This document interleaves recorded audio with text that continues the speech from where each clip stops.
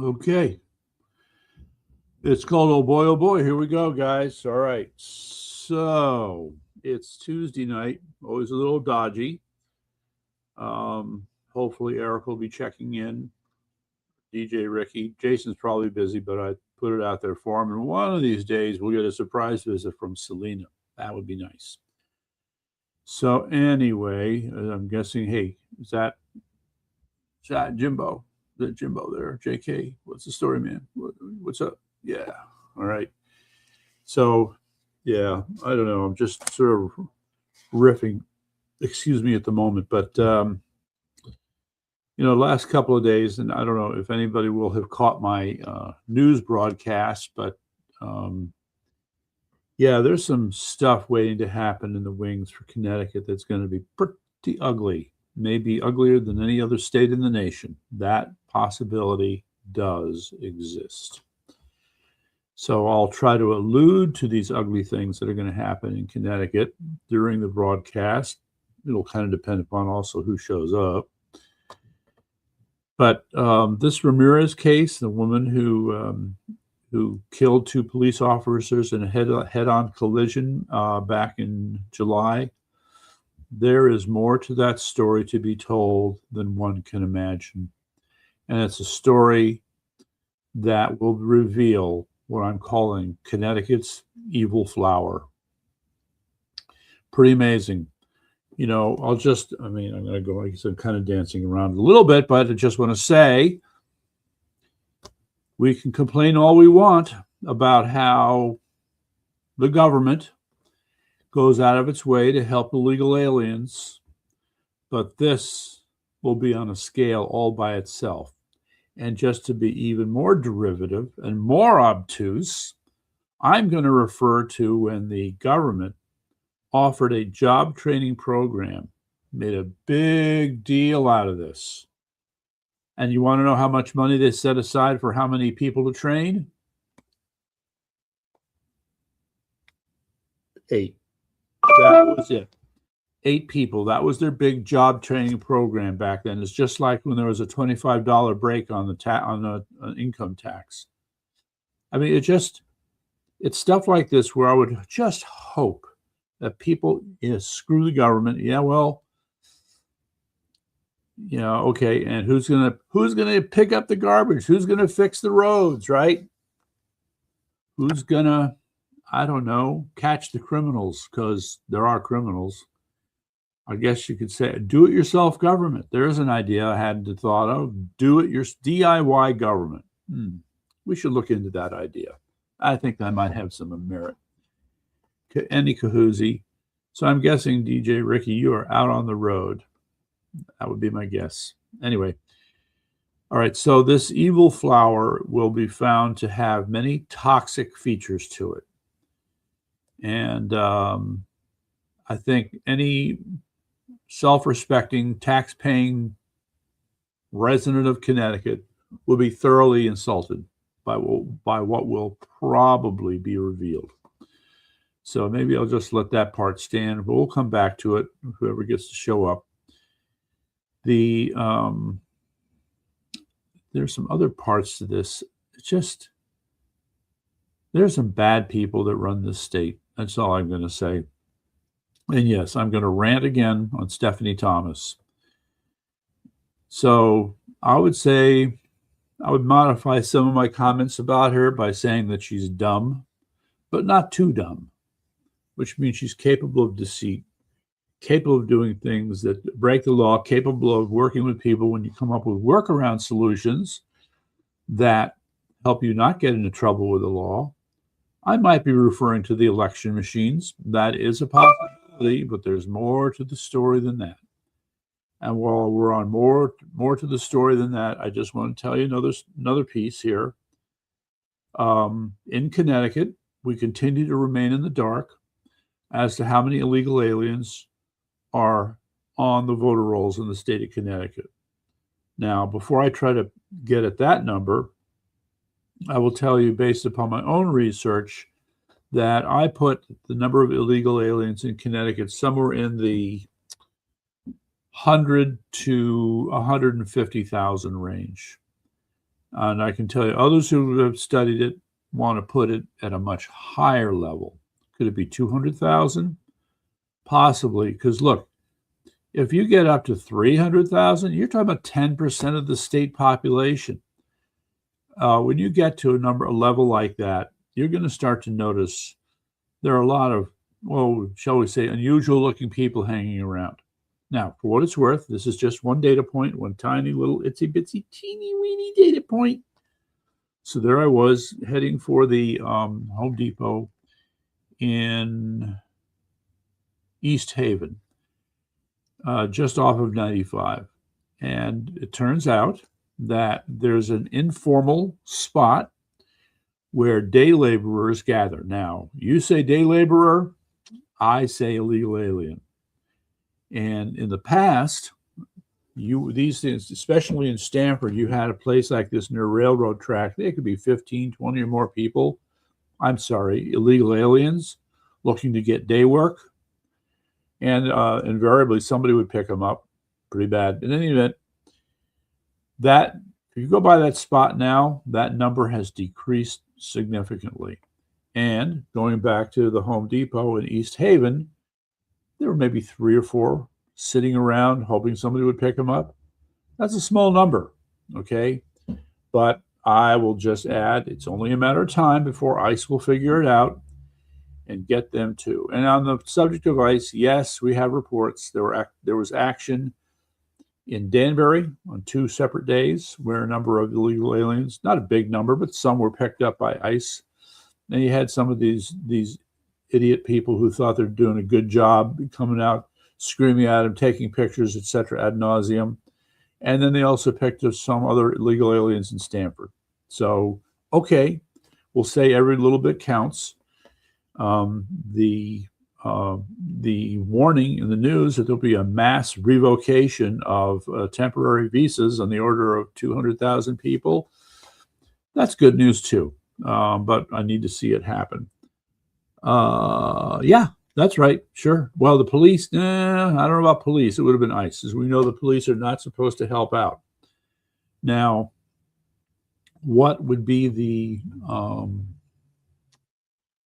just trying to think about the way in which they do this. I guess what I'm trying to say is we certainly hear enough things here and there every so often about, what is I'm trying to say? About how the police secretly want to help ICE, okay? But because Connecticut is ruled by communists and other thugs, they don't get out there and do what they think they should do. So here, I'm going to put out a note here to Eric, because I think the boy should come on. I think the boy should come on. All right, here, where are we? Come on, Eric. Where are you? Where are you? Not coming up here, not coming up. All right, come on. You got to be on here somewhere. Oh, there he is. Okay. Yeah, he didn't make it last night. Anyway, so we'll see. He said he was going to come on tonight. All right. Okay, we'll see. All right. So it seems like I'm kind of skipping from one immigration issue and citizenship issue to another. And not say, if we look at the big picture, all right, the Trump administration is still having trouble making a real dent into the problem. I think it would be considered a very, what should I say, generous estimate to suggest that the Trump administration has removed as many as 2 million illegal aliens. I don't think it's anywhere near that. We have some pretty low numbers, and I guess it depends upon what you decide to count. Fair enough. But the net impact has not been as great as we would hope. So, which leads us to another disturbing concern, which comes back to Connecticut's evil flower. Because the evil flower isn't just what the state is doing illegally, by the way, undercover, to help illegals, but to also enable the illegals to vote. That's right. I am saying that agencies of the state of Connecticut, other than the Secretary of State's office, are actively involved in activities that support illegal voting by aliens. You heard me say it here first. So it's only just a matter of time. Let's go out on a limb. Let's say, how about the police? Are some elements of the police taking this notion of a sanctuary state perhaps a little too seriously? That's something to consider. Might there be elements of, boy, this would be weird, our educational system that are helping illegals vote illegally? Might there be, let's pick up another one, social services? Yeah, maybe. So these are I'm just trying to open this up because, like any evil flower, there's more than one petal, and you have to look at all the petals on the evil flower. So yes, we don't have much right now, but I'm going to put this more in the category of a smell. You walk into a room and you smell something, and you start to move in a certain direction where you think you're locating the origin of the smell, and you see in the corner there's this really nasty looking flower. So you're thinking the stink is coming from the flower. That's kind of where we are right now. However, that is not considered evidence, and it probably barely qualifies as hearsay. Nonetheless, a lot of us, myself included, can tell something's wrong. And hopefully we'll find out more in the next few weeks. And let's see, what else would I want to throw into that? You know, the other thing that hasn't been discussed is the impact of this. I forget which court it was, but they ruled in favor of Trump concerning the post office being allowed to not, hold on to your hat, not deliver mail-in ballots. Okay, Eric, here you are. Okay, dude. All right, where are you, boy? Wait 1 second. All right, that's bizarre. The talking circle makes me want to come up with this. Yeah, no, I'll be on camera shortly. Okay. Go ahead. All right. Yeah. All right. Let's give it a minute. But anyway, so there are these other elements here that, you know, just all point in a very ugly direction as far as I'm concerned. What elements? Well, concerning, how should I put this? All right, I have another phrase I'm going to use. Have you heard the term whole of government? No. Okay, so the term whole of government means that, so let's say the executive branch, let's say the president, has decided that we must say stop some crime, all right, or promote some event or cause. So rather than say, well, this is a social issue, so let's have Health and Human Services take care of it. No, not good enough. Whole of government means you take every single agency of the federal government, every single branch and office and commission, and you have them focus on the mission. So every aspect of the government, the whole of government, is to be working on this one thing. This is how COVID was treated. I think going after Trump was how it was treated under Biden. I'm sure there's some others, just can't think of them right now. But that's the concept.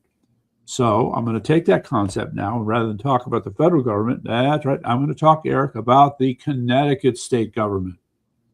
And the idea that the Connecticut state government, at the direction of Lamont or somebody else, however they want to pass the buck and come up with plausible deniability, would be creating a whole of government effort, wait for it, to help illegal aliens in the state of Connecticut. Whole of government, not just one agency, okay, not just one funded program, no, every single agency.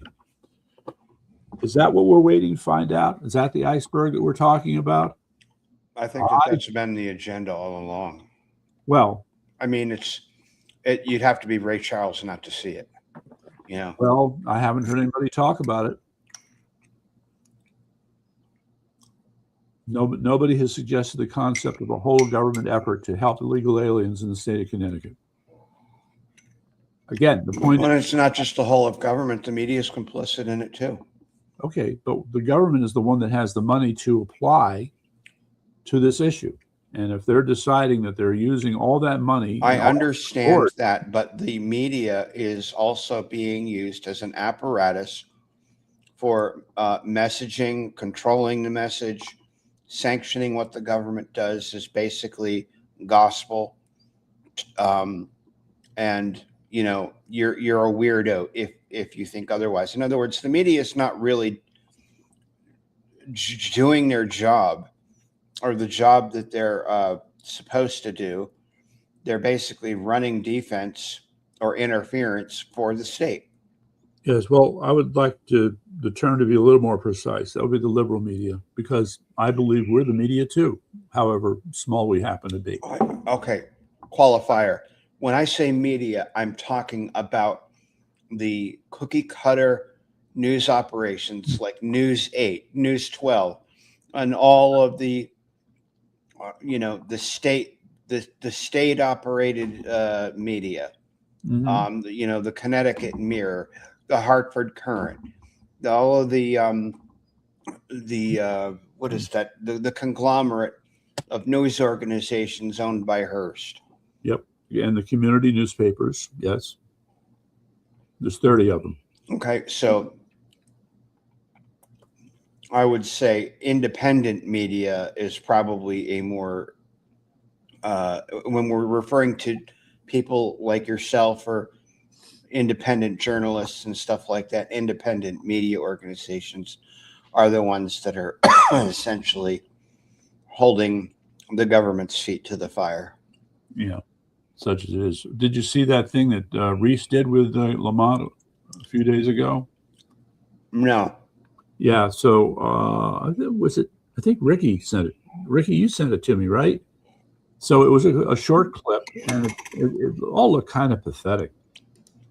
Here out in the middle of the grass in some lawn somewhere, there was the pulpit for the state government, Lamont standing behind it, and then a few, quote, news media types standing around. And then so Reese started to pepper Lamont with some questions concerning whether or not the energy costs are really being lowered. And he was, Lamont was trying to answer it, but Reese was having none of it. And he was, keeping the pressure up on him. So good for Reese. Right. Yeah, it was a good job. Yeah, so I've examined some of Ryan Fazio's rhetoric, and I mean, my suspicions were corroborated when I did an analysis, or I asked AI to analyze his speech and some of the things that he's putting out.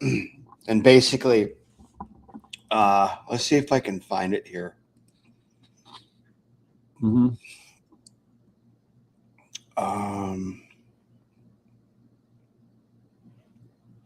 Let's see. Well, because I think, didn't you use the word propaganda? Well, I don't know if it specifically for this. I don't think so. Devoting salvage. Yeah. Well, let me find it here. I'm looking for it.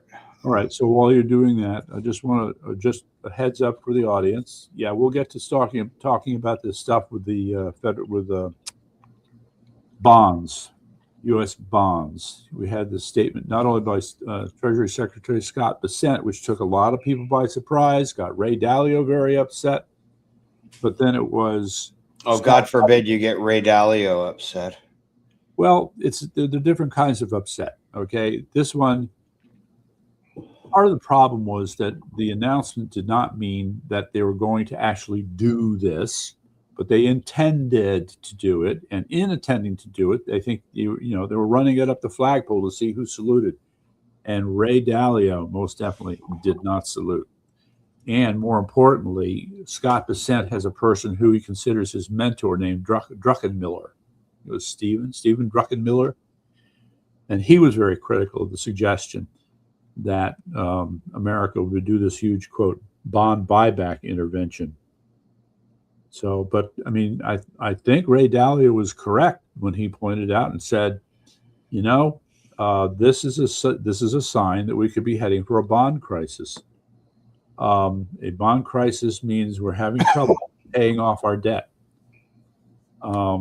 So this is a critical point that needs to be understood. And by the way, so do you believe that Scott's Besant was alluding to was a salubrious solution to the current financial markets? Well, I don't think it wasn't being. I don't think Druckenmiller or Dalio think of it as salubrious. They just think that it's a bad sign, period. And they would both discourage him from doing it. And now what's happening? Did they give a reason? Well, yes, it's over. All right. There's long-standing precedent on how a financial system should operate. Every so often, you have a crisis, and you have to do an intervention to keep the crisis from getting worse. That we've seen happen several times. Okay, the point I think it was Druckenmiller made the point. He said to Besant, "Look, you're doing something. If you want to buy up all these bonds, it would be under the conditions where if the bond market was really in trouble. But right now, the bond market is functioning just fine. So in a sense, you're overreacting. You don't need to be overreacting in the single most financial market in the world. Bad idea." So that was basically his message. And what I was hearing is that Besant started to walk it back. Right. Okay, but at the same time that they're talking about this means they're discussing it in the back rooms, which to me also means they're getting worried. Why should I not be surprised? But this, right. And by the way, okay, the other point to consider here is you have to keep track of all these different things that are going on. This follows after what happened with Japan. So there are two things that happened with Japan. The first was the announcement, here we go again, that America was going to intervene to help support the yen. The purpose of helping us, since when do we support some other country's sovereign currency? This is crazy. But this is what we're talking about. And I found out it was done once before in the 90s with Japan. So that's another discussion. So this is not something you should do on a routine basis. So the idea was to keep Japan from dumping U.S. treasuries onto the world market, because this would look bad for us. It would hurt our credit rating, and it would cause it could cause the interest rates on those treasuries to go up, which makes it harder for America to do financing. Okay, so supposedly Japan was going to say, "Great, we'd love to have you help out," but no, that's not what happened. No. The very thing that America was trying to prevent by invading, Japan went ahead and did anyway. They dumped our treasuries. I forget what the number was, 100 billion or something like that. So in the general scheme of things, it was not a big number, but it's still a bad move. All right. So sure. Yeah. So this is, all right. So that happens. Okay. That's backdrop. Now we fast forward to the proposal to intervene with the U.S. bonds. The $1 trillion reserve fund, whatever they're talking about. I love this, $1 trillion reserve fund. And let's go back in time a little bit more, Eric. When there were two cases back in, I want to say 2008. One involved the Department of Defense, the other involved the Federal Reserve. And in those two cases, you had these inspector generals sitting at the desk. But that's the total federal debt, Rick. We're talking about something different here. Okay, the first case. So we'll say the Department of Defense is the first. Now the Department of War, but then the Department of Defense, where the inspector general sat there and say, "Well, you know what? We're having a little trouble figuring out where that $1 trillion went." Oh, really? Yeah. No. We're not sure. Okay. Sergeant of Arms, would you please take this gentleman and put him in jail for dereliction of duty, please? But no, that didn't happen. The second case was in the Federal Reserve, and it was even worse. I forget what the exact number was. So this, by the way, let me back up a little more. It was, you'll be happy to know, Eric, our hero, Ron Paul, had bitched and moaned back then for an audit of the Federal Reserve. What? The Federal Reserve's never been audited? Nope, that's right. But he got a one-time audit in July of, I want to say 2008.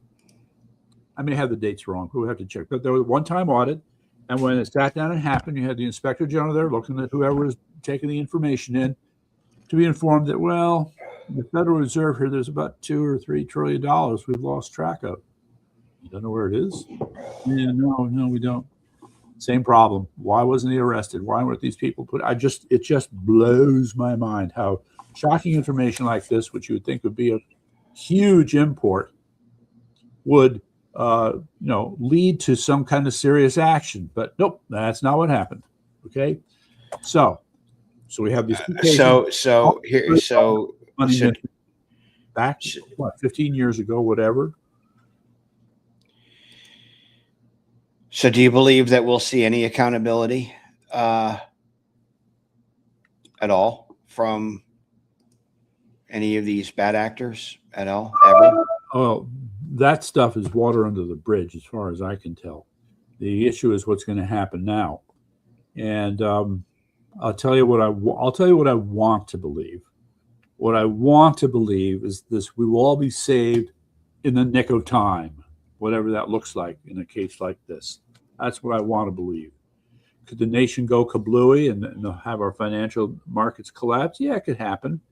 But, these are people who know what they're doing. They understand financial brinksmanship, whether we like it or not.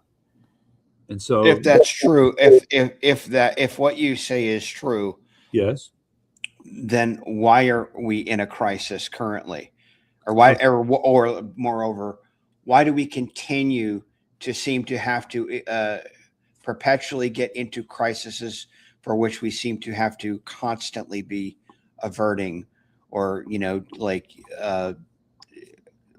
doing all of this? I don't know. It just. What interventions would you be talking about? Because I think there's the mortgage crisis. That was the big one. Well, recently. Look, I mean, you talk about these people. Forgive me for saying this, but to some extent, you give a lot of these people a lot more credit than they actually deserve. You don't know that.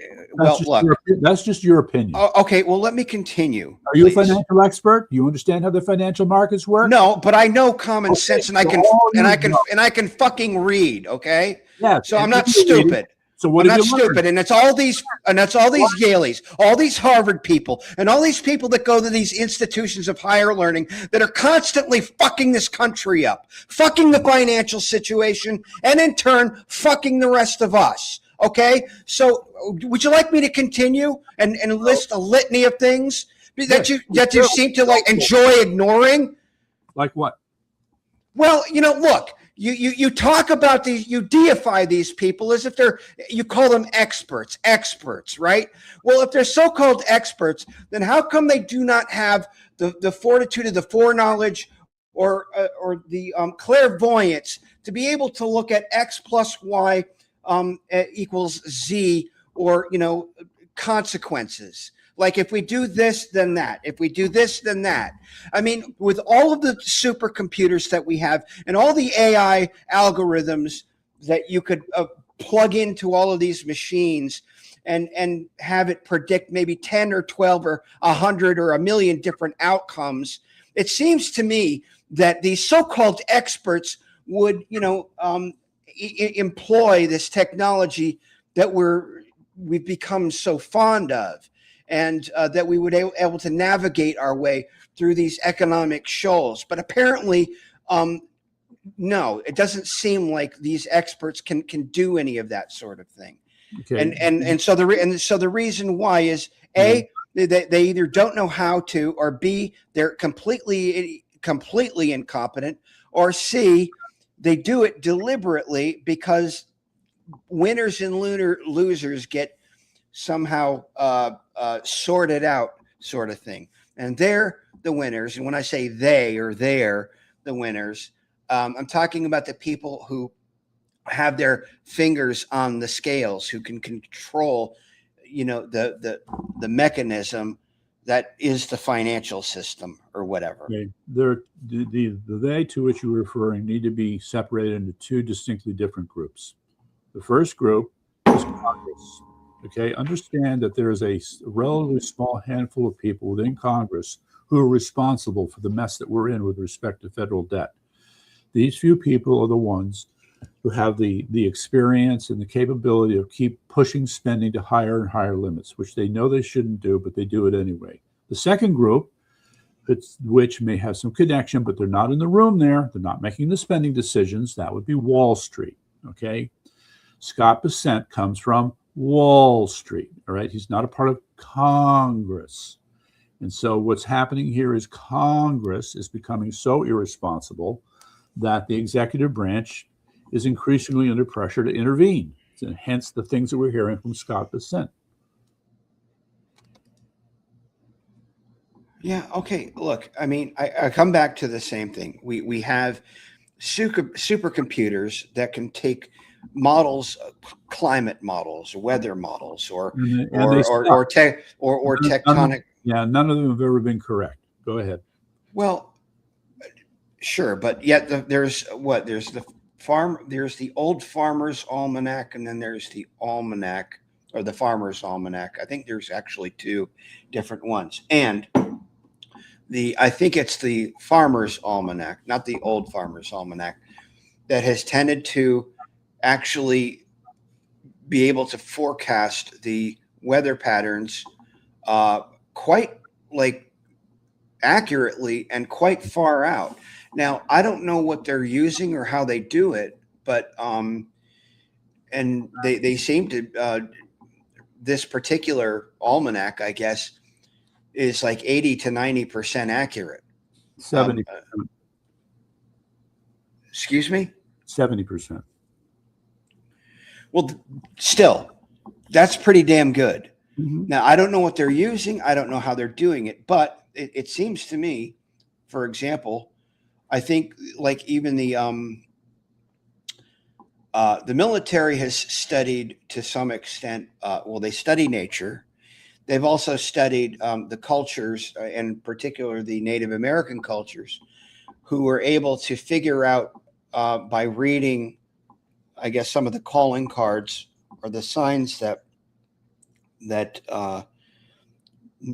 nature leaves, and they can determine like what types of weather we're going to have.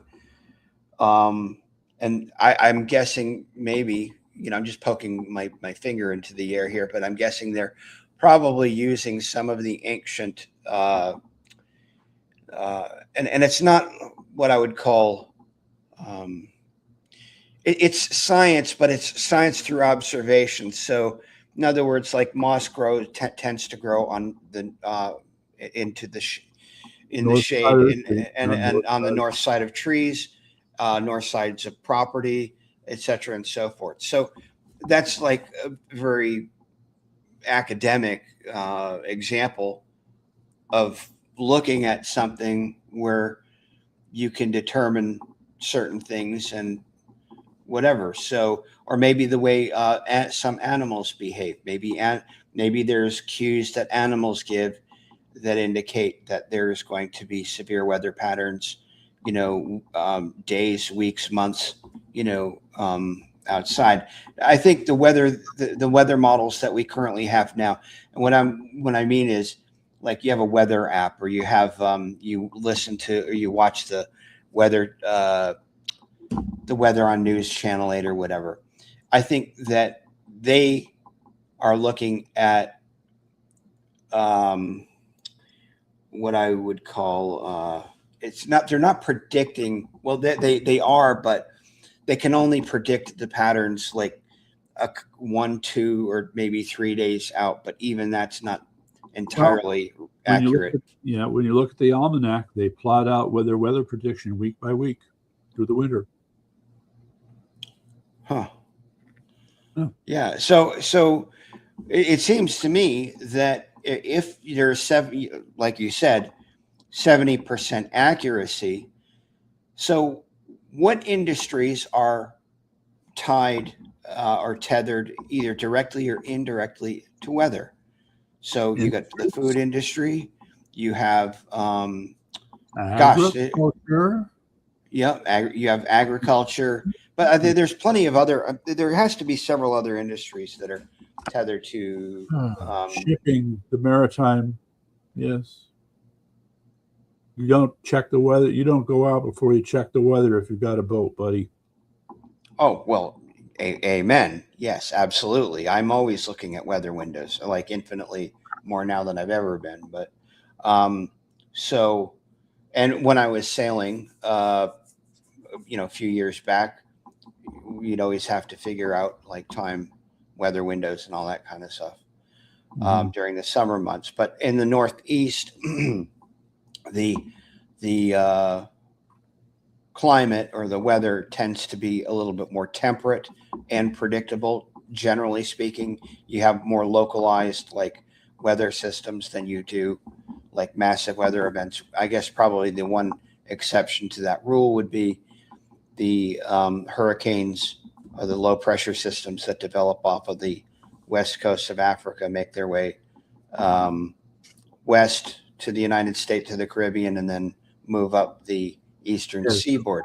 But now I understand that we are in I guess what they're calling a super El Nino pattern, which is their area in the Pacific Ocean is a few degrees warmer than it generally is, and much to the extent, or much more so than it usually is. And so the El Nino pattern of this year, and I think this is supposedly explains why we've had a lot more rain in August than we generally get, because usually August, by the time July and August roll around, those tend to be very arid months because the creek beds dry up and all that sort of thing. And then we have to wait for the rains to come again in mid to late October and November, beginning in the fall, when the rains come again. So it'll be interesting to see how this pans out over the next few months. But I guess this comes sort of recapitulating or coming back to your exegesis or your exposition of the financial system.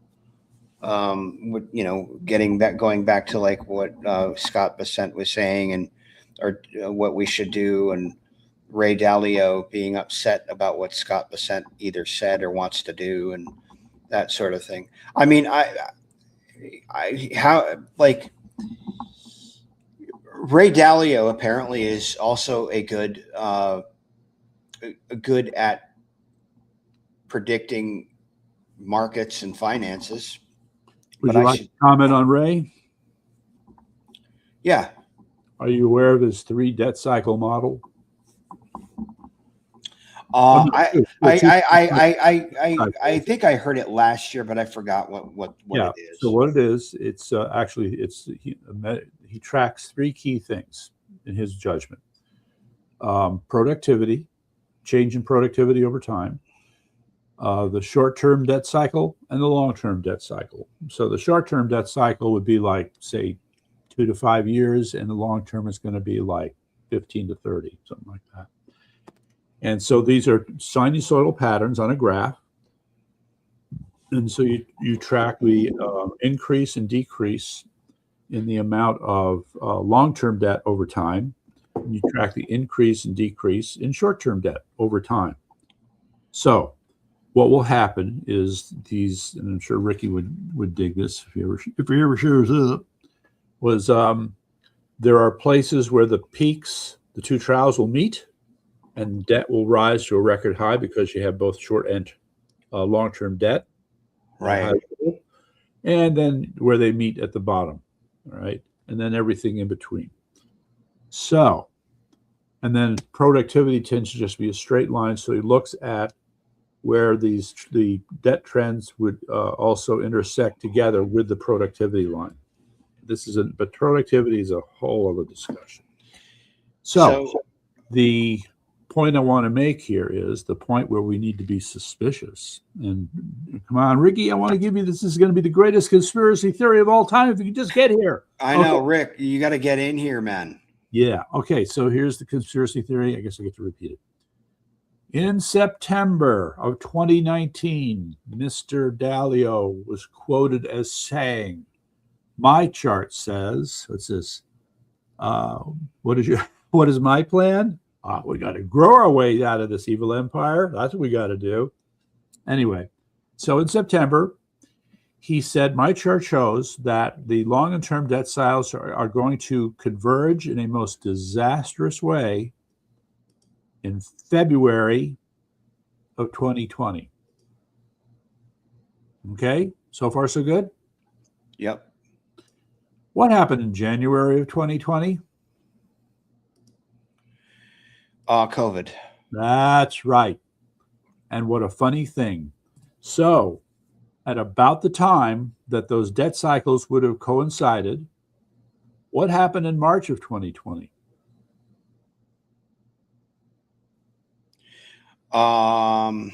We had a huge market crash. Absolutely huge. People were panicking like crazy.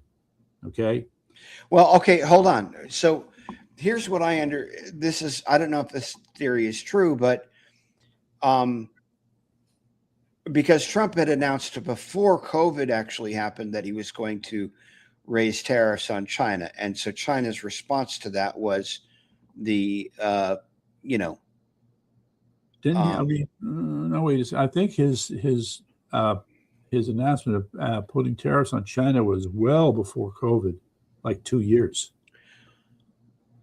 I understand, but the theory is that China had figured the way to tank our economy was to deploy a pandemic, which would cause the very thing that now you're now talking about, which is the markets becoming completely unstable, and the uncertainty of the entire economy. So the entire economy is now in flux as a consequence of COVID, and the entire economy shifts. Well, actually, it wasn't so much because of COVID as it was the restrictions telling people to stay home. Businesses had to close down. That was the problem. Sure. But that kind of goes back to the point. I mean, of collapsing the economy right. to an extent anyway. And then, so that to me is plausible. I mean, I don't know all of the granular, I don't think any of us know all of the granular details of decisions that were made with respect to that. But I think also this also speaks to the pharmaceutical industrial complex, because hospitals or physicians or doctors, guilds, not guilds, but like there were certain, if you belong to a certain organization and you were treating COVID, and so anything that you diagnosed as COVID, you would receive federal funding for. Right. Well, now, if you remember, if you had COVID patients, you get all this extra money. Well, sure, but also I think that if I can't remember, there was a video. Dr. Birx was this is a presser. Sure. And it was I think there was a black woman that was talking about what was on the form and how they were recording COVID deaths or whatever. So it was like if somebody were in the room that had contracted COVID, and then there was another person in the same vicinity or whatever, what they were doing is they were marking the person who didn't have COVID as having contracted COVID, but also if they had passed away for whatever, they would also mark that as a COVID death. They were basically like fudging the numbers all over the place. All right. Well, in all honesty, they did fess up later. And what you're talking about was the difference between dying from COVID or dying with COVID. Because it was, the big number was something like 90, well, in round numbers, I'm just, it's more, but 90%, 93% of all the COVID deaths were deaths with COVID. In other words, you had people who had comorbidities, up to 5 comorbidities. Hey, Ricky. I'm here. All right. Boy, you guys are throwing some punches there. Boom, boom, boom. Listen to you. How did you go from? Hold on. How did you guys go from state politics to the weather manipulation? I had nothing to do with that. Okay, just saying. Mike, look. Just give me 1 second. I just got home. Okay. So. I feel like I'm talking to Hal here because I've just got a circle that's talking to me. Anyway, so he'll be back. Yes. Good morning, Mr. Amer. I'm doing quite well. All right. The wild card is in the house. I like Eric's new look. It looks like the thing that's in the back of my on the back of my dollar bills. It says eyeball staring at you. No, the Hal. Yeah, I got a face for radio and a voice for TV. So. Yeah. Right. It's too much. So anyway, what was I talking about? Hey, look, Court, it's not a green screen. You know what? I think Irene helped him out with that. Yeah, I was going to say that too. That looks like Irene's. No. What? She's upstairs. Oh, you mean you have a feminine touch for design? She wants to come on and do a prayer. I'm like, I don't know, but she could. Some of the things you were mentioning, there is a connection. And it has to do, it has to go back with over 2,000 years ago. There were some terms. I should have wrote them down. Eric, you would have appreciated it because I got a feeling you might know something about this. Because one of my favorite rom-coms, actually wasn't a romantic comedy. One of my favorite romantic, what do they call them? It's like a romantic drama or whatever it is. It's the Thomas Crown Affair. You ever see that movie? I was going to say soap operas. With Steve McQueen, right? No. The one with Pierce Bronson and Rene Russo. Oh, that was later. Okay. Yeah. Oh, I don't know. I stopped watching. Great movie. Great movie. Wait, has Evil Empire had an opportunity to meet Irene? He's asking to bring her on. Oh, I don't know if Evil Empire's ever seen Irene. Yes, and the thing of the cycle accident and COVID, yes. A classic example. It's easy enough to find her. Yeah. She used to be a Hawaiian Tropics model in the 90s. So right. And by the way, if you go back in time, what? Really? You might find some of those old pictures. How would she feel about that? She doesn't care. Okay. Everyone said when I married her, boy, she's going to be one of those girls who's going to have a hard time aging. So, and you've got a big smile on your face at that time. It's all right. By the way, speaking about boats, the Newport Boat Show is next month. Okay. Right. Noted. So, are you going to get one of those chaser boats again? No. You mean like a real good chaser type boat is a rib. You really need to be in a rib if you're going to do like that kind of but like covering events and stuff like that, or chasing after $20-30 million sailing yachts. What's the rib? My buddy Kenny. Hold on, we got to be back over here. Right, so what is a rib, Eric? A rigid inflatable boat. Oh, one of those. Yeah. No, they're very expensive. Go to The Kenny. law enforcement uses them now. The Coast Guard uses them now. You know, they're the type of boat. They're kind of like the pickup trucks of the. They're like the battle wagons of the sea now. You know. Battle wagons, hardly. Yeah, they Shane, are my friend. actually. This is my friend. They got Kenny's boat. aluminum hulls, and you know. Aluminum All right, hull. this is Kenny's boat. Sure. I thought you said inflatable. They are, but they call them rigid inflatable. I mean, the rigid part of the boats are the hull, the keel and the hull, and then the superstructure, and then you have the perimeter around the boat has the inflatable, I see. tubes or whatever. All right. So what's that picture, Ricky? That's so my friend Milford Kenny who Highway. owns Citrus in Milford. That's Yes. his boat. Oh, He just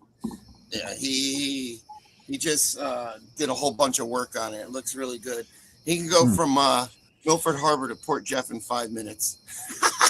oh my God, Jesus. Okay. Well, if you're gonna do it, I do told it him, that I said, I'm never going on your boat, dude. You catch the right wave and that boat is gonna go woo.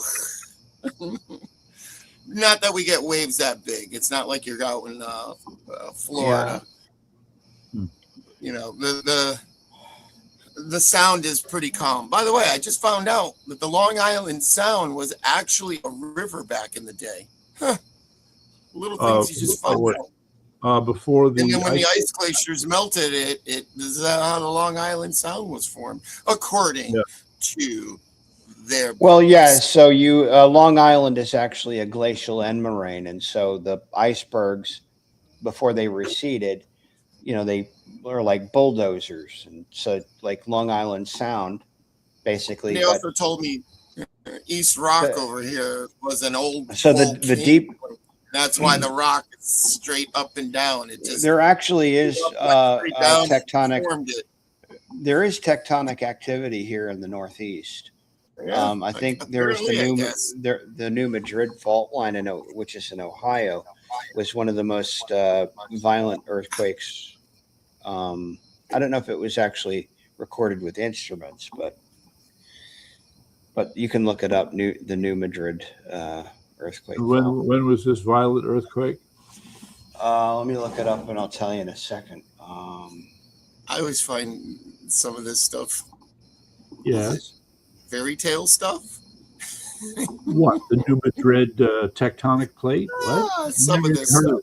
We haven't been here long enough to really understand. The New Madrid seismic zone is sometimes called the New Madrid fault line, as a major seismic zone, a prolific source of interplate earthquakes. Tectonic plate in the southern and midwestern United States, stretching to the southwest from New Madrid, Missouri. The New Madrid fault system was responsible for the 1811-1812 New Madrid earthquakes and has potential to produce large earthquakes in the future. Yeah. So you know that all this stuff, earthquakes. What, the electrostatic discharge? Let me get it. Well, I sent it to you. I showed you the Oregon gun. Yeah, I saw that. Why can they shoot that up in the air and make a cloud come or make a cloud go by changing the positivity in the air? It's a very interesting thing. Just don't doubt it. Just what is it called? What is it called? The Oregon gun. Mm-hmm. He actually said it like he's from Oregon. Oregon. I'm on the West Coast.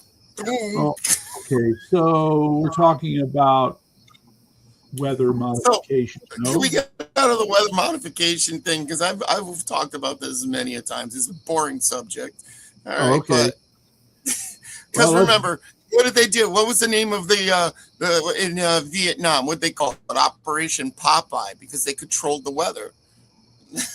So, okay.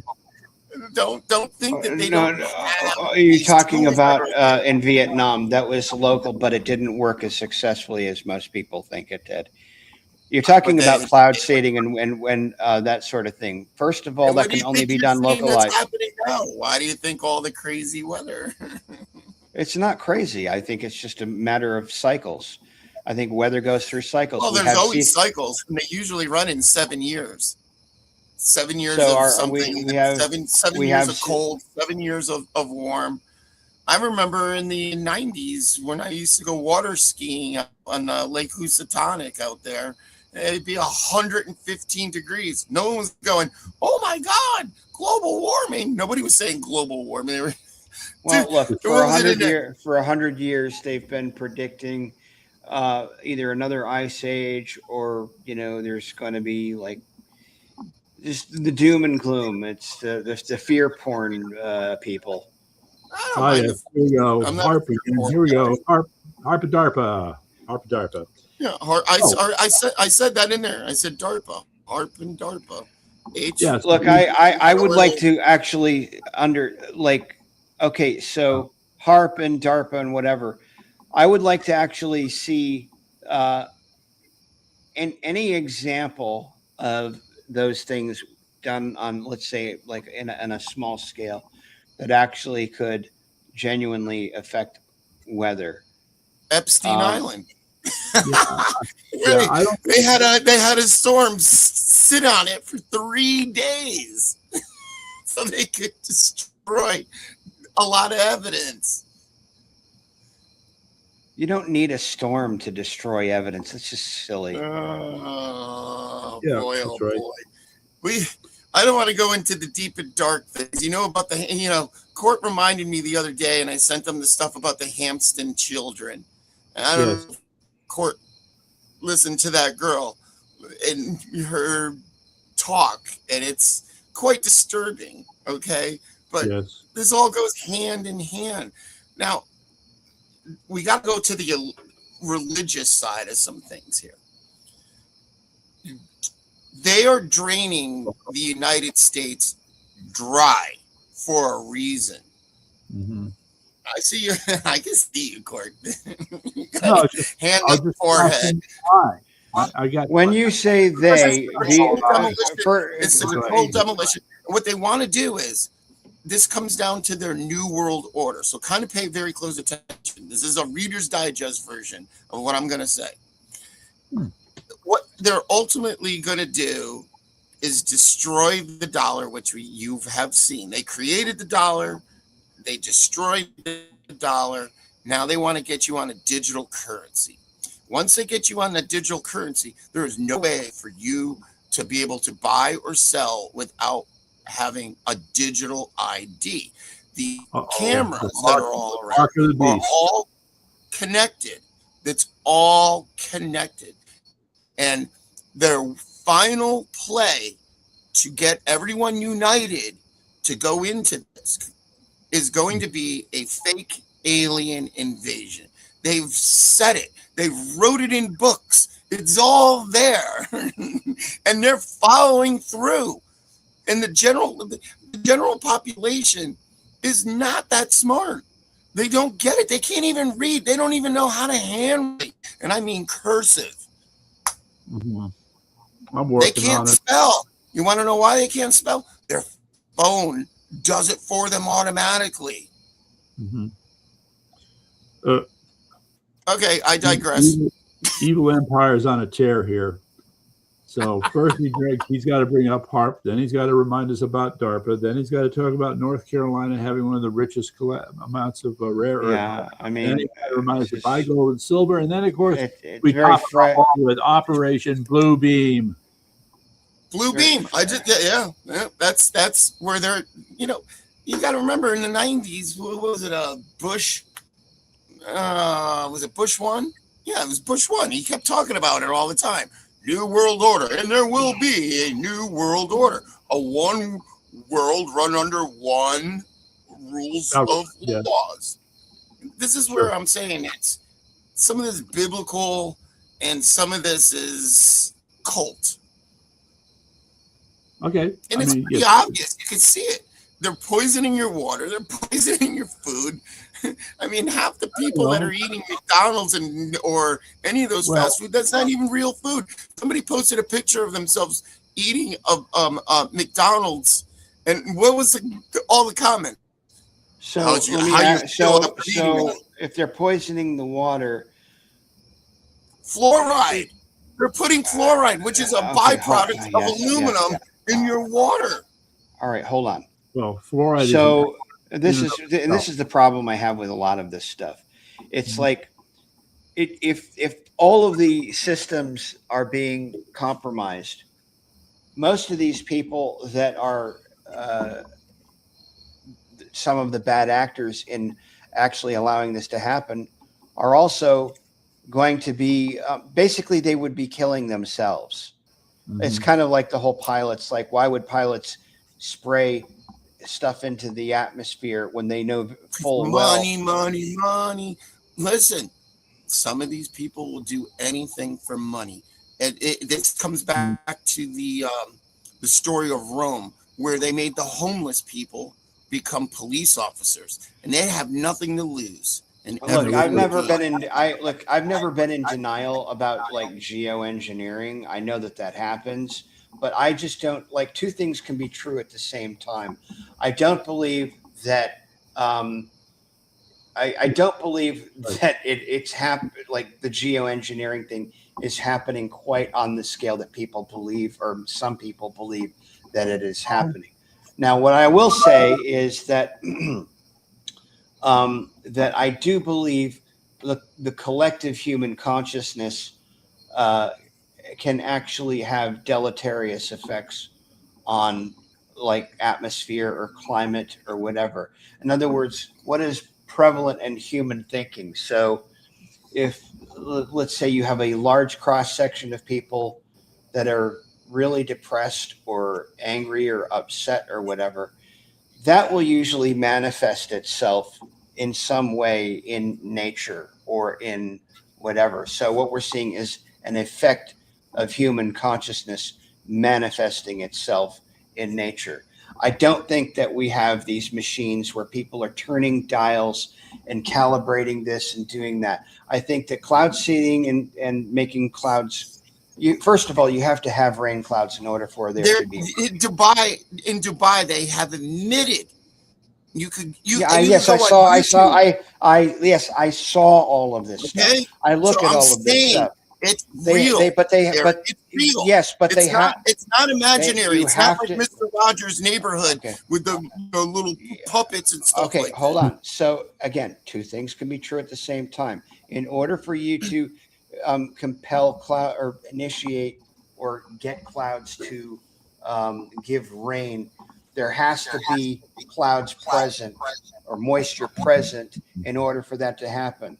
So the reason why cloud seeding, what they did in the beginning was cloud seeding was used to mitigate hail and either to try to get it to rain or to control certain areas, but it's only done in a very, very localized area. You cannot. You're talking about the early stages where they were spraying certain chemicals to create a reaction. Things have changed. They're using chemicals and they're using radiation in the airwaves and combining the two. This is why you're seeing such severe weather. No, I don't agree with that. Sorry. You got a guy that's saying the other day, I'll send it to you, Court. It's a lot of this. There's a guy standing there saying, "We will sell you away. We're gonna clog it up." I remember Bill Gates saying this, but now they're really following up on this. We're gonna make the skies so dark that you will buy sunlight from us because we'll use a satellite to project it down to your GPS spot, and you will buy the sunlight from us. I mean, wow, I never heard that one. Yeah, no, sorry. Oh, well, I'm gonna send it to you. Guy said it in a talk. Okay, I've seen the patents, and people argue, oh, there's patents for this and patents for that. Do you know how many patents I think Thomas Edison submitted of things that he never built. You can get a patent for anything. You can get a patent for a toenail clipper that made out of like aluminum foil. You can get you can submit patents for anything. It doesn't mean that it exists, and B, it doesn't mean that it works. Actually, if you put in those patents, I hate to break the news to you on this one, but you know how many of those patents have been stolen?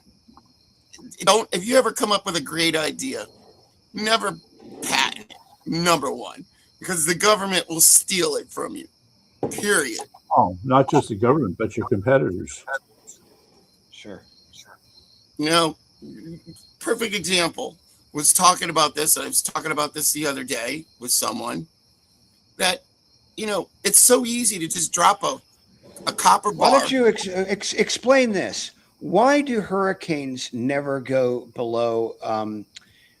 You can look at satellite data from the last 60 years or so. Why do hurricanes never go below the equator? And why do typhoons never go above the creator? They're the same thing with equator. different names. It's the same thing, but it's just a different name. No, I asked you a question. You're answering a question I didn't ask. That's my answer. No, you're not. You're not. That's my asking answer. you. I'm asking Eric, you why it's the same why thing. hurricane Two different why do names. hurricanes? It has nothing to do with the name, Ricky.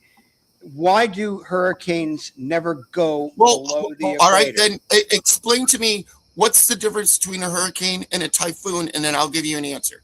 They're the same thing. They're just a different category. How does that answer the question? Typhoons never go. Typhoon. Well, hurricanes. The typhoon hits the west coast. It's a typhoon is a west coast hurricane, just they call it typhoon. And the east coast, they call it a hurricane because it comes up from one direction. Fine. It's just following the weather direction. Potato. That Exactly. Still doesn't explain why. Explain what? It follows the way the wind, the whatever direction the wind currents are going. Okay, but why do they never go? Why do the weather systems from across the Pacific never go above the equator in the southern hemisphere, and the hurricanes which are in the northern hemisphere? Oh my God! Can I ask my question, please? You already did. We know what your question is. But he keeps spurging. He keeps spurging. You know it's what he. Yes, he's spurging. In other words, he's just talking over and over and over and over. We know what your question is. May I give you the answer? Okay, so northern hemisphere. I give you the answer. Right, but Ricky's not answering the question. Effect. Do you know what the Coriolis effect is? Ask Ricky if he knows what it is. The Coriolis. I'm going to let Court's got it right there. He looked it up. He Googled it or something. Go ahead, Court. What's the answer? Okay, it is my conjecture that the Coriolis effect, in other words, the Coriolis effect is if you flush a toilet, all right, above the equator, the water will go around. Oh, it goes to the right, and down below it turns to the left. I know. I know where you're going with. That's not true because my friend that lives in Australia said it doesn't make a difference. Yeah, well, tell my physics professor. And I know this because he's come to the States and I bowled with him. His name's Sam Cooley. You can look him up, professional bowler. And I asked him about that. He goes, no. Yeah, did he really study it? I question that. No, he didn't study it. I asked him, I said, which way does your toilet flush? He goes, oh, this way. And I said, yep. It's all about the way the projection of the jets are in your toilet. All right. So let's see. I'm going to go with so hurricanes spin counterclockwise and typhoons spin clockwise because the typhoons are in the southern hemisphere and they go from east to west. Because they had typhoons from west to east, west coast and of then the United States. That's in the north side. Hurricanes go from the east to the west. But if you look at the data, you'll see that hurricanes or the storm systems that start in the northern hemisphere don't go below the equator. Right. And the storm systems in the southern hemisphere never go above the equator. Right. The point I'm trying to make is that This is all because of the Earth's rotation. And So so in order to affect Yeah. weather systems are contingent on a whole host of criteria or inputs. So you have the Earth's rotation, you have the saline solution in the oceans, you have the amount of sunlight hitting the Earth, you have the what is it? The jet stream, which is Why are also we a going consequence flat of Earth versus globe? We're supposed to be talking about crazy Connecticut politics. How do we get way out here? We'll in the get back to weeds that. again? Don't worry. It's not going anywhere. It's waiting for us. I'm not yelling. Hold on, guys. Yes. All right. Yeah. So, all right. So the point is that there is, I'm thinking there's a band. Okay. That band is the equator. And there is, for lack of a better term, distribution of forces above and below the equator such that, as Eric is raising, those storms that originate below the equator stay below the equator, and those that originate above the equator stay above the equator. right, Because of this, I'm trying to explain it with the Coriolis effect. right. So these are countervailing forces that get neutralized, I guess, in some sense at the equator. And it would be for that reason that you don't see the crossing, in my opinion. Right. And then, of course, at the equator, you also have a phenomenon called the doldrums, which is where if you're sailing, there's not a whole lot of wind. I can't remember how wide the band is, but there's a band there where they're. I don't think the doldrums are bands. They're like pockets, as I remember. Let's see. I'm looking for a doldrum map here. Let's see. You don't make it very clear here. I can't see anything. Yeah, okay. So, well, it's weird. All right, this one map, the way they show it is that you have two, it's again, like the Coriolis effect, you've got what they call the South Pacific Gyre and the North Pacific Gyre. And in between the two are the doldrums. Right. Right. So you know what? Why don't I take a chance and see if I can get this up here since we're having this discussion.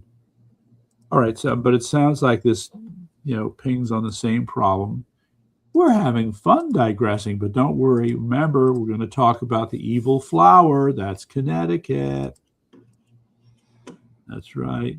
And the gardener of that for the evil flower, that would be Ned Lamont himself. He must keep the evil garden. Let's see here. Okay, Doc 59. I'm going to do it this way. And do that. And oops, I didn't want to do that. Nope. I want to do that. There you go. This, okay, looks good.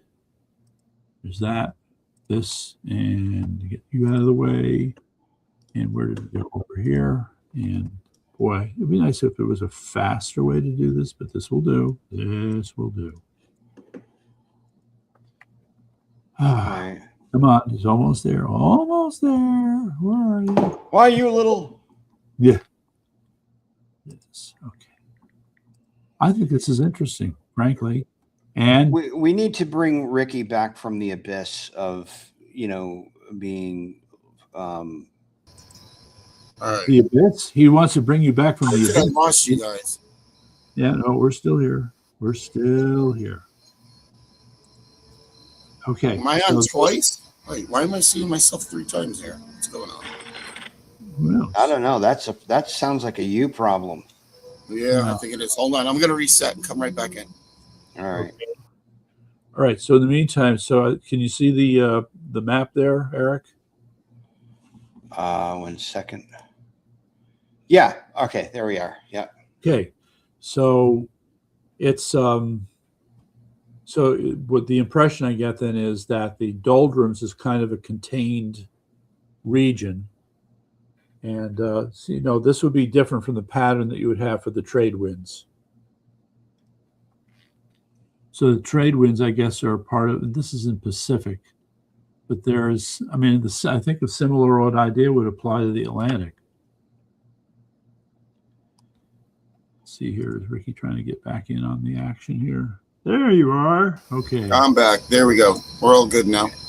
All right. So now, now we're digressing with so much fun into the doldrums, like this conversation. Right. Yeah. So when you have the Vendée Globe, like, or the Volvo Ocean Race or whatever, they always hit that area, the doldrums, Yep. and before they go into the Roaring 40s, and then when they get down to Antarctica, it's the Roaring 60s, and so that's like real. Man, I can't imagine.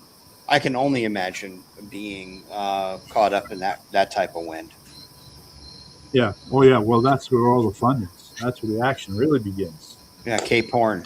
Ricky wants to sail around Cape Horn one of these days. You do,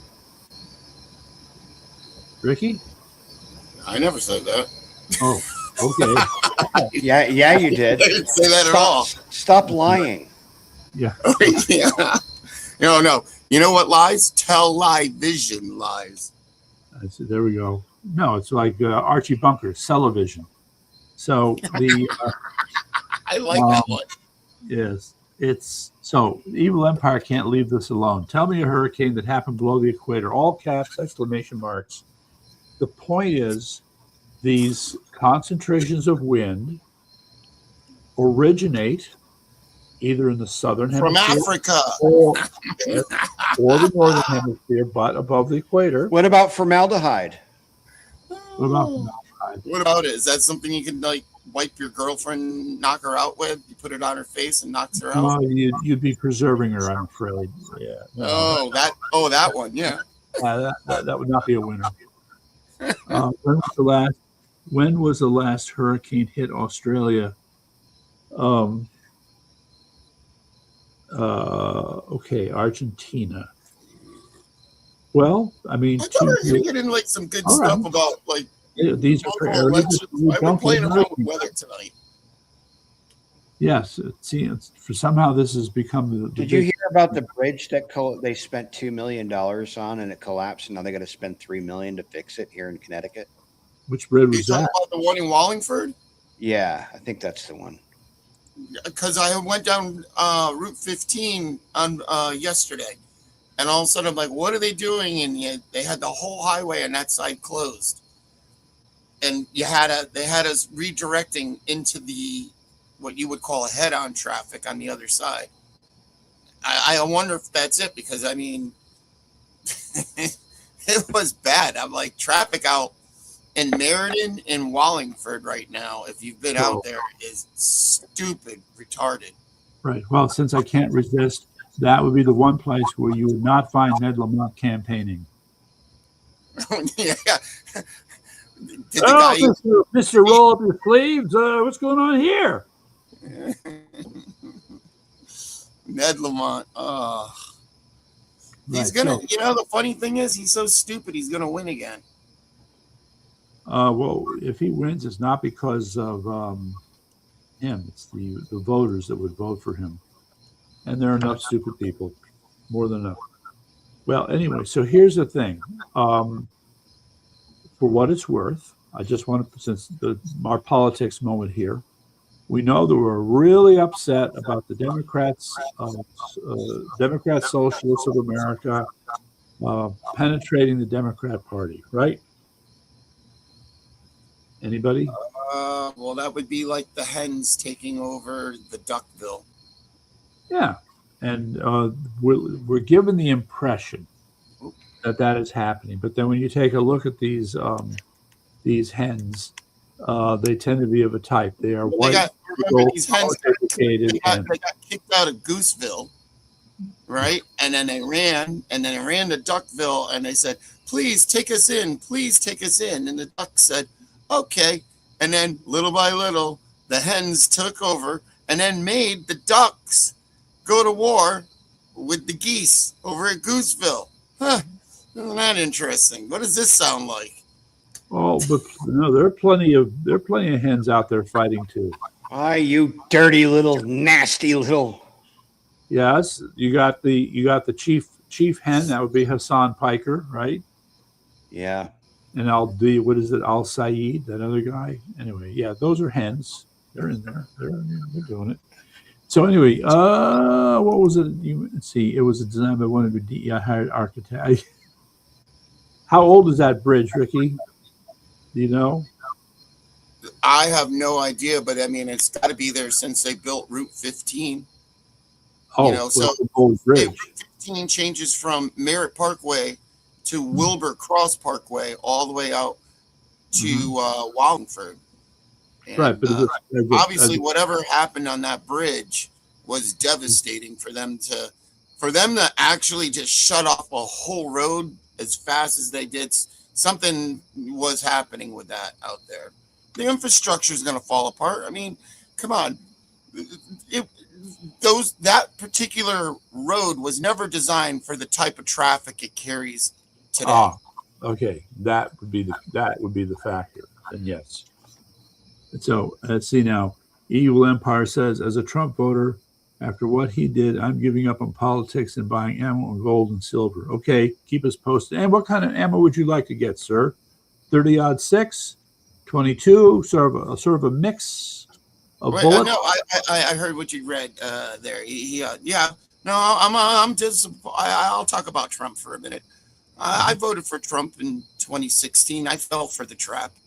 It was definitely the Trojan horse that I didn't see. All right, and, so we're not talking rubbers, okay? We're not talking contraceptive, but he sold it pretty good. But he sold it over a long period of time. I remember him being on Oprah, and she said, "Hey, will you ever run for president?" And he had this, nice innocent face. Little did I know how deep he was. Well, even before Oprah, he was on what was her name, Rona Barrett, like back in '82 or 83, way back when she was asked him if he'd ever run for president. Mm-hmm. So, he'd been confronted with that question since 40 years, 50 years. Well, I just remember him going bankrupt in the 90s. Yeah, with the casinos. And Israel bailed them out. Just saying. Yeah, well, there you go. Just saying. And pay very close attention to Jared. That's going to be the key. Someone said that Jared was a honeypot for Ivanka. What was the name again, Eric? Well, like they do, like with men, it's usually the woman is the honeypot, but this was kind of like the other way round, the popsicle stick. So he was the popsicle stick. Whatever, yeah, I guess. So, just pay very close attention to the moves that Jared is making, and you're going to find your answers right there. Well, are you sure? What about drawing a blank? Who's the guy? John. Who's the guy who heads the CIA? John. I can't remember his name. Hold on, I got to mute again. Sorry, guys. Yeah. Okay. Ratcliffe. John Ratcliffe. Yeah. Right. Yeah. So where was John Ratcliffe yesterday? John Ratcliffe. What? Where's he from? Well, he's from America. No, I mean, is he something of an interest that I should be looking into? Yeah, he's currently in charge of the CIA. Oh. Okay. Okay. So where did he pop up recently? CIA. So where did he pop up recently? What do they call it? The Five Eyes? Well, that's FBI, Mossad, M5, M6. No, that's not the Five Eyes. The Five Eyes are New Zealand, Australia, America, Canada, and UK. Those are the Five Eyes. English-speaking countries. This was all formed, in the late 40s, early 50s. Point was they were all going to share intelligence with each other and they're supposed to trust each other. Anyway. All right. So what about this guy? What's the download that you got? We would like to know. First, it started with a report out of the blue, suddenly a C-17 U.S. Air Force plane landed at an airport in Moscow. And U.S. Air Force plane. you know that What's wrong with this picture? you know that Russia in the early 1900s saved the United, was it not early 1900s, maybe even earlier, sorry, saved when the United States was having that civil war. The deal was that they were going to split the northern half of the United States to go to France and the bottom half of the United States to go to Britain. They who? And Russia came in and put the clamp down on it. So I'm just wondering. Yeah, I would want to take a close look a at plane to Russia. It wouldn't surprise me. All right, this would have been before or after we got Alaska. I'll get you dates on the next podcast. Yeah, I do remember this. Again, you just bring up things and the catalog starts rolling, but it's it's just only going through the index there. It's not. All right, so you ran all the way back to the 19th century, and we would just like to deal with. Well, I think it's very important because everything that we're dealing with now actually was put in place over 200 years ago. Okay, it's not the same Russia after it became the Soviet Union. Yeah. Okay. Yeah. Different crew, different plans. So in any event, the point I'm trying to get to is that the director of the CIA showed up suddenly and unexplainably on an Air Force plane at an airport in Moscow. What was John Ratcliffe doing in Moscow? He had no business being in Moscow. Some sudden unexplained visit. How recent was this? Like yesterday or today. Okay. This will be fun to look into then. Oh, wait. You know what? Here, hold on. I didn't get to bring this up. Now I'm going to bring it up. Ha, ha, ha. Where did it go? Yeah, that was my Pee Wee Herman imitation. Oh, come on. Where did you go? Yeah. When Ricky gets his center console, then it's game over. Yeah, center console of what? Okay. See, I don't think I brought it in. Oh God! Or on his Aqua Sport 30 Sport Cruiser. Okay, so I'm going to while you keep talking while I get this thing going here. Okay. Well, what else I come across over the weekend? That I drew attention to. Dolly Parton, huh? Yeah. Too bad. What? You didn't like her?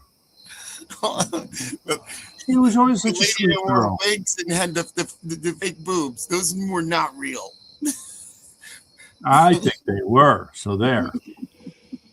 No, Raquel Welch had real ones. That's for sure. Especially in that video I sent you from that time. I was like, Court, stop this at 14 minutes. Yeah. That was just a cover photo. I mean, we didn't get to see all of Raquel. Yes, this conversation has devolved into Hooters. I mean, no, we didn't see. Well, I took Court down. I took Court down the time machine. And I definitely took him down the time machine because I know Court watched that and said, wow. Because what happens is the cool thing about having the time machine is you can go backwards and see those images of time that have disappeared and that you might have forgotten about. And then now knowing where you are now and looking back at them with such vivid clarity that you could see the imaging that was being sent to you at that time, between the magazines, the propaganda, how hard were you getting hit with the propaganda back then and how they did it? Well, they were getting away with it. I think it's a pretty amazing tool to go back in the time machine and do that. Yeah. Okay. So here we don't have to go back in the time machine because this just happened like not even 24 hours ago. So who went to you got links. Okay. Yeah, you got links.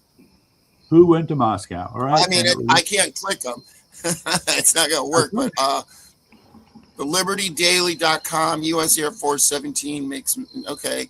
And then you have China profile and American voters. Oh, that doesn't surprise me.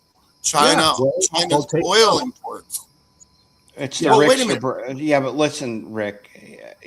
I'm using a tiny tablet, so I'm magnifying it. So when you see me reading this, look, this is getting out of control. With all the work you do, and all the the cash you bring in, I don't understand why you can't have like a normal desktop or laptop with an extra screen and a nice camera and microphone. I mean, you're supposed to be because a DJ. This is not my forte anymore, Eric. I'm done with this. I'm just a guest.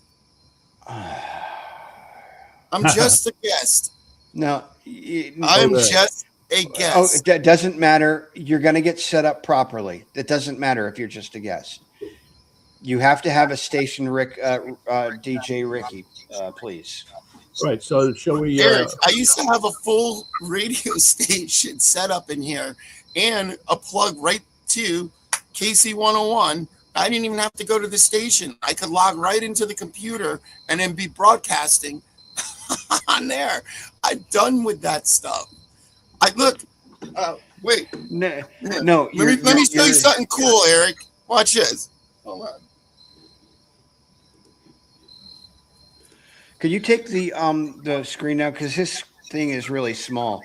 Could you take the screen share down? Don't worry. There we go. Yeah, there we go. Now I can see. Okay, now I'm going to be able to see what he's doing here.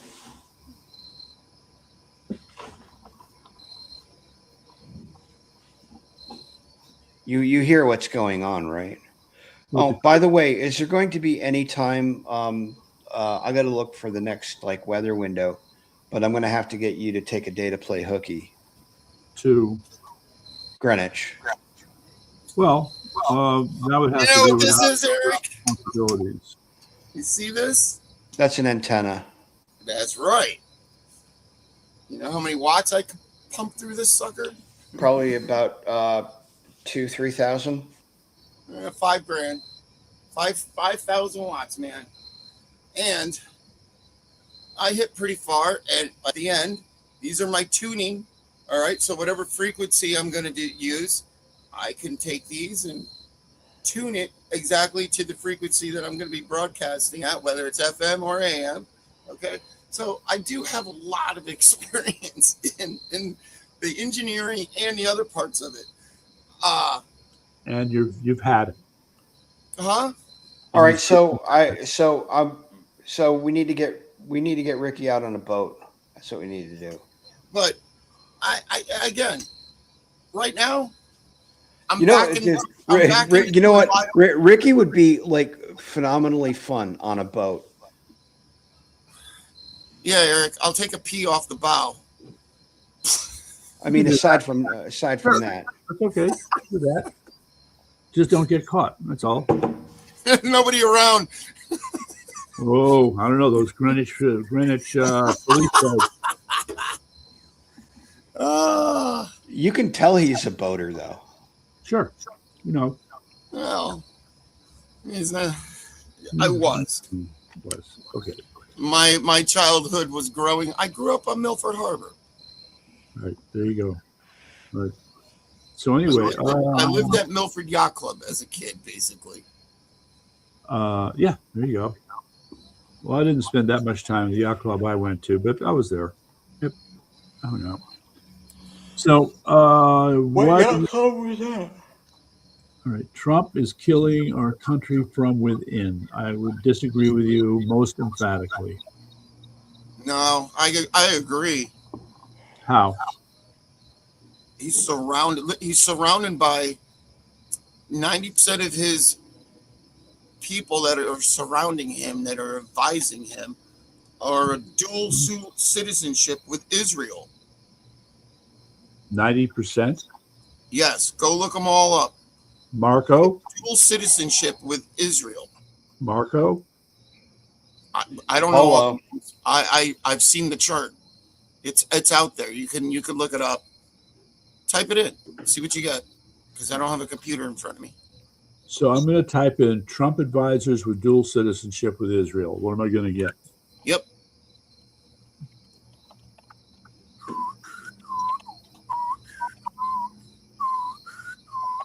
Yeah, well, I got a quick answer. Okay, so what's this? Forward.com. Does that sound familiar? Okay, here we go. Members, well, this may not be quite as good, but let's see. This one is from factually.co. And let's see here.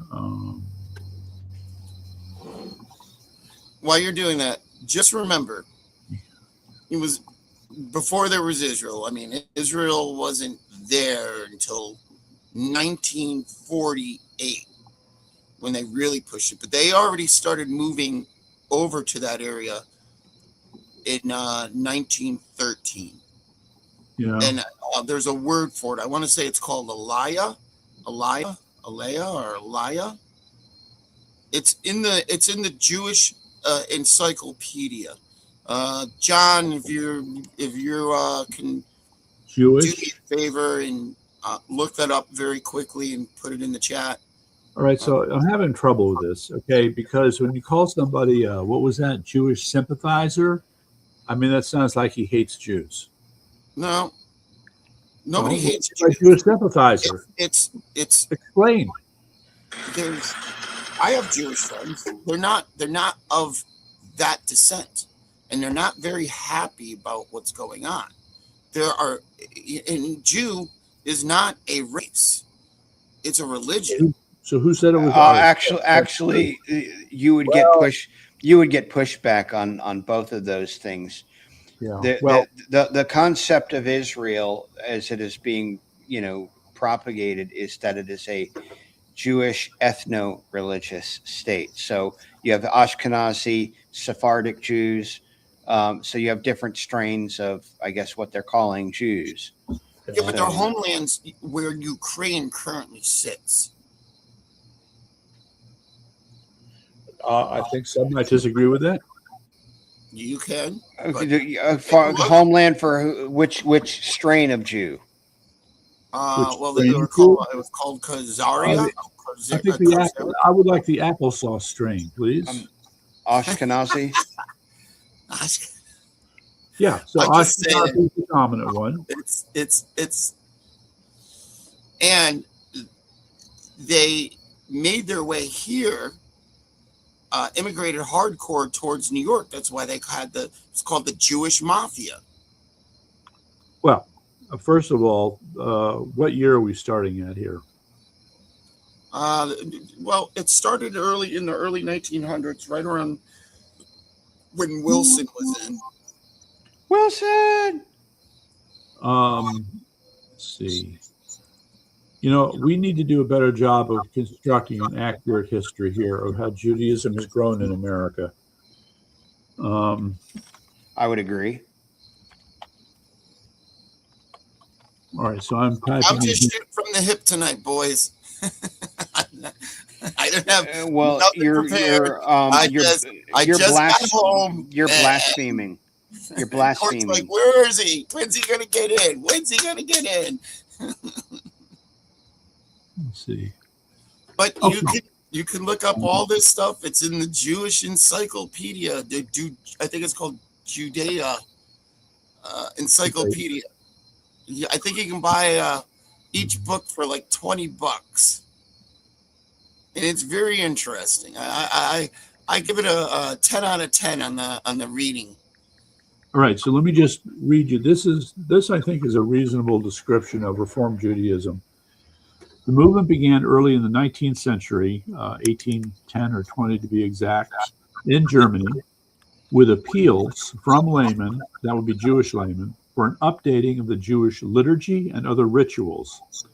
With the liberation of Jews from their ghettos, this is the key point, then many Jews began to question their allegiance to such traditions as restrictive dietary laws, prayers in Hebrew, and the wearing of special outfits that set them apart as Jews. Many felt that Judaism would lose Jews to other religions if steps were not taken to bring Judaism into the 19th century and hence later the 20th century. I think that's a reasonable description of Reform Judaism. In other words, they came out of their shell and they said we have to go out into the rest of the world and we have to Jew isn't a race, though, Court. It's not a race. I didn't say anything about a race. There's okay, all right. I said it's a cult. No, this is how Reform Judaism, call it a sect, but this is the dominant sect. This has become the most powerful sect, the most influential sect, the richest sect of Judaism, Reform Judaism. Okay. Yes. All right. And so, and again, I need to reemphasize this point. So where do the words? So if Jews are not an ethnicity, it's not. It's not. Okay. So then where did the term Ashkenazi or Sephardic come from? Yeah. Well, these are cultural distinctions. All right. So they would have been. Somebody said, look up settlement of the Pale. So I think this was a region. I think that was like between Poland and Russia. Yes. And that's where there was a huge concentration of Jews. Okay.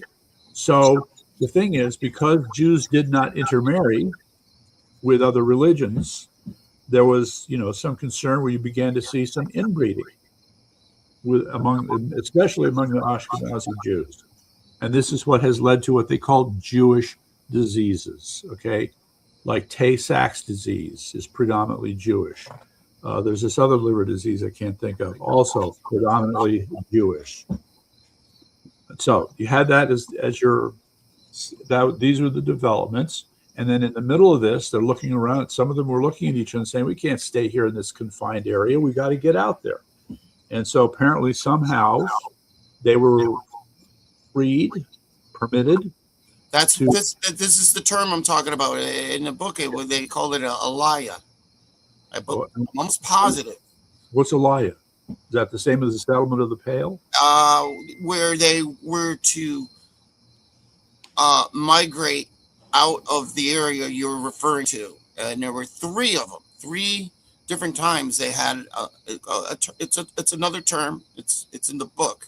Yeah. Anyway, so I would quite deeply touch the DNA, dude. So DNA you have religion. So all over the place. Can I interject here? So Judaism can refer to several overlapping things: religion, ethnicity, and ancestry, peoplehood, and not a single race. Jews can be European, Middle Eastern, North African, Ethiopian, Indian, Asian, etc. Consequently, Jewish does not correspond neatly to one racial category.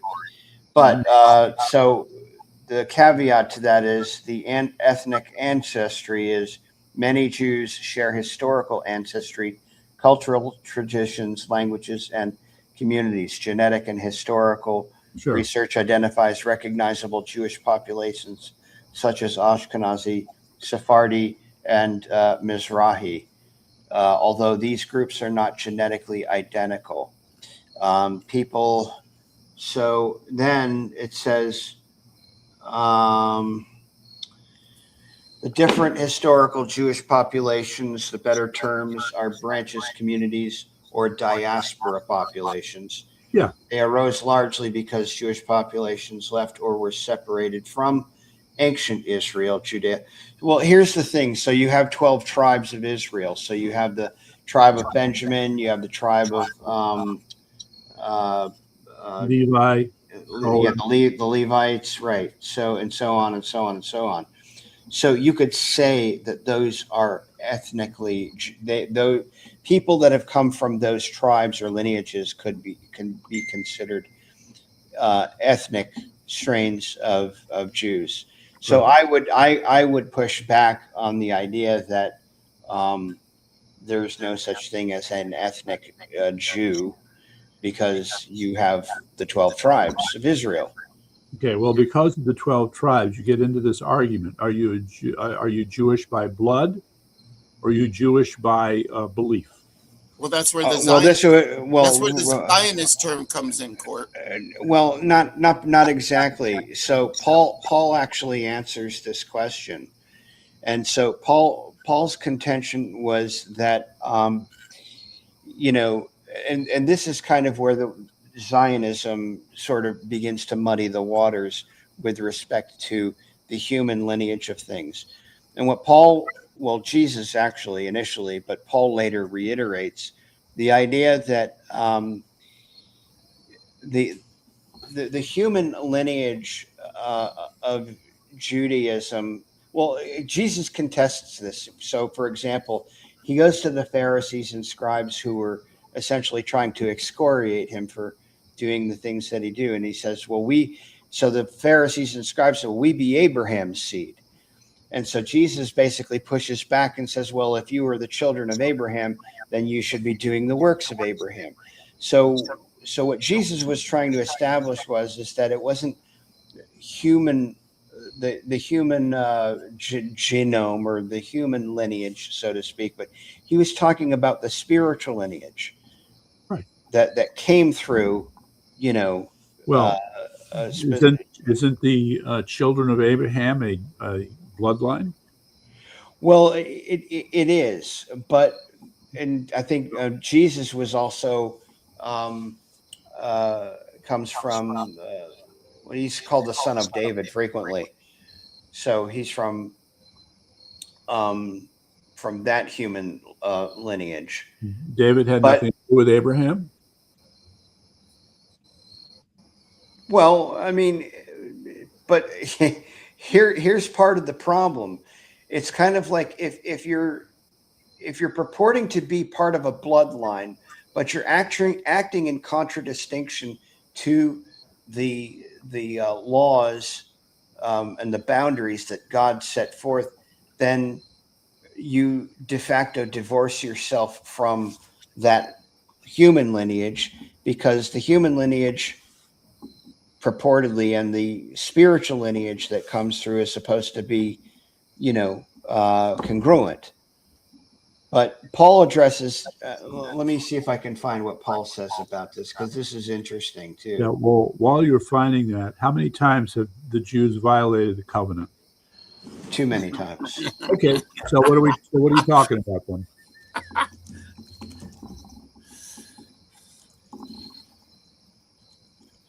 I don't understand. I mean, if you've got people who are supposed to be of a bloodline that's doing the works of God, and then they go off in other directions, who are we talking about? You're talking about the genocide court? No. I mean, for example, we go back when they were worshiping the golden calf and gave up on Moses. Well, that was right. Moses didn't. Was it right? Moses? So this is what Paul says. Paul makes the theological. So Paul makes the theological problem considerably harder. He says. They are not, because Paul says in Romans 9, for they are not all Israel which are of Israel. He then says, they which are the children of the flesh, these are not the children of God. Well, I think that there's a different meaning in there, okay? Because referring to children of God is to refer to your spiritual being, not your physical being. Correct.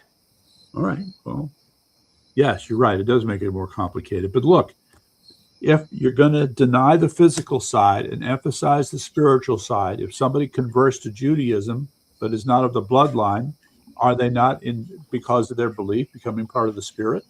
That would be what Donald Trump did. Yeah, but this is why I many believe that it says they that are in Christ are made a new creature in Christ. So basically, the whole concept of being Christian absolves the bloodline. Okay, well, the bloodline argument. All right, we're talking about Jews. We're talking about Judaism. I understand. So why are you jumping to Jesus? There you go, jumping to Jesus. Because this is what the Jews rejected, because they felt that even though Jesus may have come through a bloodline, he was summarily rejected because the new covenant was a complete departure from bloodlines.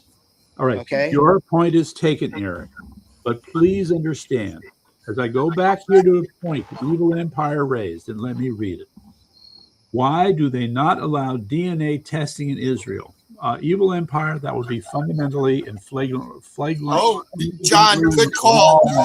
John, that's a good point. No, That is a very good point, John. It is incorrect. Okay. Every time, look, when the whole thing about searching for these lost tribes of Israel has never really ended. You do not remember, for example, the story about an African tribe down in Madagascar, which was found because they were still practicing remnants of Judaism, but they were Schwarzes. They were all Schwarzes. They're practicing Judaism. These Schwarzes in a village in Madagascar. Okay.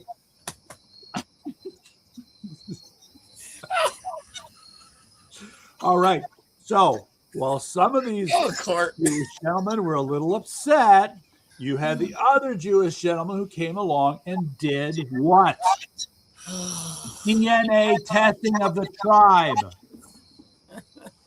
And they had genes that corresponded to the Jewish lineage of the tribes they were interested in. So they used to like to get around and do this. What? Silly boy. Okay, how many generations? Okay, how many generations are we talking about here? All right. Who knows? Okay. Who knows? So look, they could look totally black to you, but they're still carrying some white genes. If you're going to say it was Judaism, Court, Nazi. pay close attention to the time here because I just you're still wrong. Okay, they do it. They do. Court. Look at the time. Yes. If you went on at 9, I'm just looking at the time. I didn't even realize. Yeah, gotta call it soon. Okay. Yeah. All right. So I don't want to get. For you, Evil Empire, I will look it up, but I sincerely doubt that DNA testing is, quote, prohibited in Israel. How would they do paternity cases? Hold on. All right. We have tomorrow, so it gives me a full day to kind of look into some of this stuff and see what we can find. All right. No, I don't know where I'll you're send going. it to you. As I find the information, I'll send it to you. All right. They didn't like the Ethiopian Jews. They're black, but they had to make room for them because guess what? They were Jewish. Jewish Ethiopians. Who knew? Okay. It's because they were raping the world, Court. Oh. Okay, there you go. There, Evil Empire. There, grab that one. Anyway, okay, yeah. Let's look at New Jersey. Sorry, John, I had to go there, but there's places out there. I forget which town it is in New Jersey that got taken over. John probably knows. If you live in Jersey, you know what town it is. But all right. You might share that with. I'll end it on that. For tonight. Eric, I hear you. I can't see you. You're an eyeball on the screen. Court, good to see you. All right. So the all-seeing eye. Yeah. So okay. The eye of Horus. Right. All right. Here we go. All I got to do is just put a triangle over that, and I'm good to go. There we go. Okay. All right. Good night. All right. Guys. Yeah. Break wind.